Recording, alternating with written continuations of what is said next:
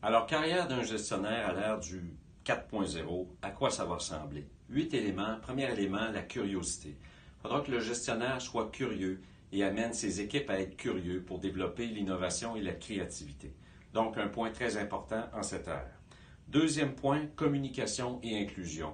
Les gens ont besoin d'être inclus. Et en matière de communication interne, donc avec vos équipes, ça va être important pour leur faire comprendre la nature des changements à venir. Troisième élément, la capacité d'introspection. Il faut être capable, comme leader, comme cadre, de dire voici mes points forts, voici mes points faibles.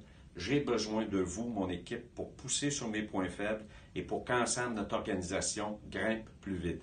Donc, fondamental. Quatrième point, les données. Les données, c'est le pétrole du futur. On aura à se poser des questions sur toutes les questions éthiques entourant les données. À qui elles sont données, à quoi elles servent et à quelle fin elles seront utilisées. Donc, fondamental, les données. Cinquièmement, la gestion à distance de notre personnel. C'est déjà débuté, ça fait appel à des valeurs de confiance et aussi de loyauté, mais il faudra se poser la question, nous comme cadre, sur l'équipe et l'appartenance aussi, donc trouver un juste équilibre. Sixième point, un leadership plus horizontal, où dans le fond, l'influence a beaucoup plus d'importance que l'autorité. Donc, il n'y a pas d'autorité, c'est vraiment l'influence. Septième point plutôt, la pression du public pour la qualité des services publics. C'est déjà là, mais ça va devenir de plus en plus important. Il faudra donc s'ajuster à ça. Enfin, se donner du temps pour réfléchir.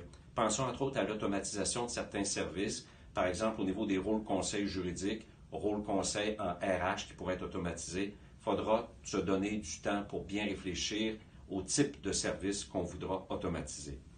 Deuxième question, comment survivre au changement? Deux perspectives. La première perspective, c'est une perspective de partage des savoirs entre individus, entre cadres, entre organisations. La force des cerveaux, c'est fondamental pour avancer. Et trois petits points sur un plan plus individuel pour survivre à ces changements. Donc, premier élément, famille, amis, c'est toujours une valeur sûre, un bon ancrage dans sa communauté et bien sûr se donner des moments de silence, de solitude. Abraham Lincoln le faisait avant de prendre de bonnes décisions, c'est fondamental. Bon colloque, on se revoit plus tard aujourd'hui.